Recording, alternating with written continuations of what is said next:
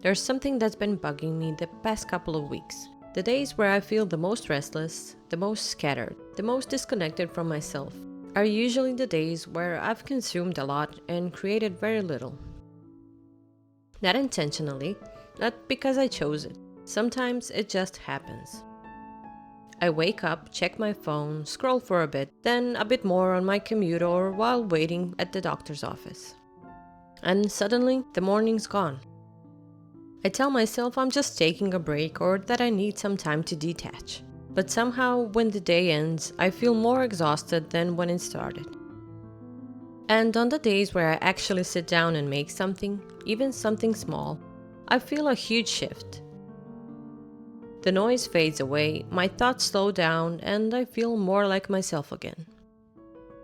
So today, join me on a quest to become a better artist while we talk about why it's important to create more and consume less.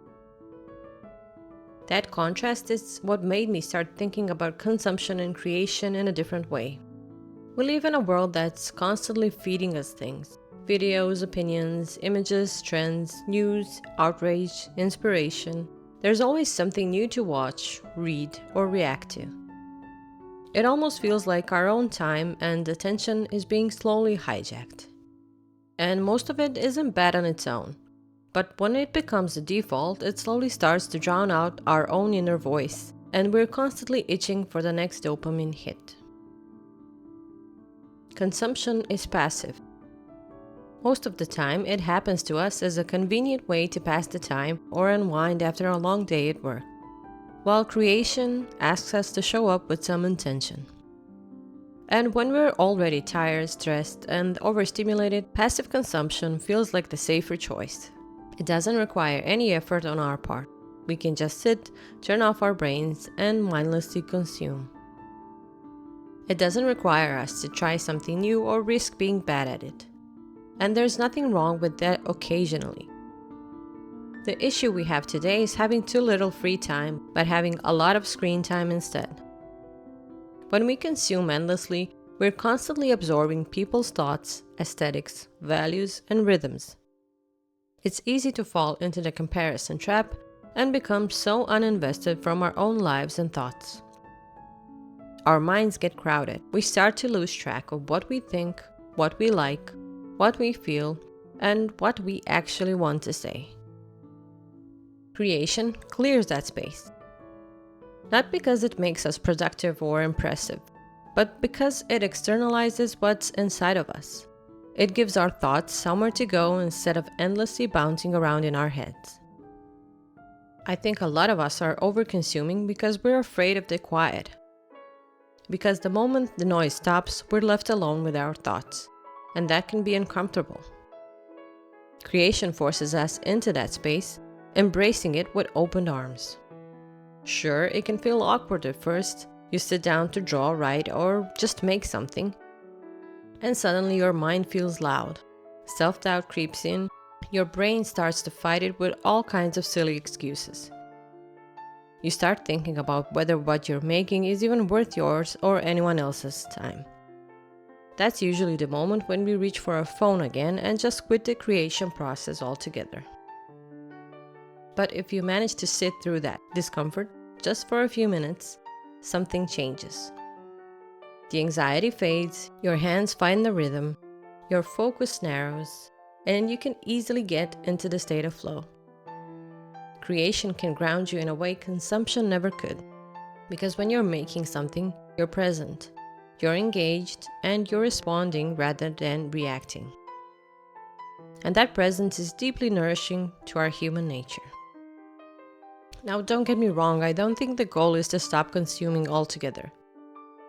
We need input, we need inspiration, and we need to learn from others. But there's a difference between mindful consumption and constant grazing. One feeds creativity, the other replaces it. If all we do is consume, we never give ourselves the chance to respond to the world in our own voice. We become echoes instead of contributors. And the world doesn't need more echoes. It needs more brave people enough to create something meaningful, even if it's small, messy, and even if it never goes anywhere. Even a 10-minute sketch, A few lines in a journal or a do-it-yourself hobby can nourish you in a way that makes you feel like you're here. You exist and you have something unique to offer the world. And that feeling stays with you longer and much deeper, in a way scrolling never does and never could. I've noticed that when I create more, I also consume differently. I'm more selective and I'm less reactive. I don't need constant stimulation because my mind already feels full in a good way. And when I do consume, I try to opt in for half an hour reading sessions instead of a half an hour spent on TikTok. Creation fills you from the inside out. There's also a vulnerability in creating that consumption protects us from. When you make something, you risk being seen or misunderstood. You risk being bad at something and getting criticized. But we often forget that that's the space where real growth lives. If we never create because we're afraid of imperfection, we stay stuck in a loop of watching other people live, create, make, and express themselves, while our own ideas stay trapped and fester. And that can be a sad existence. I think part of why so many people feel creatively blocked isn't because they lack ideas.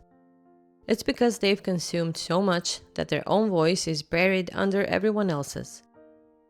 And they don't even know where to turn anymore to find it again.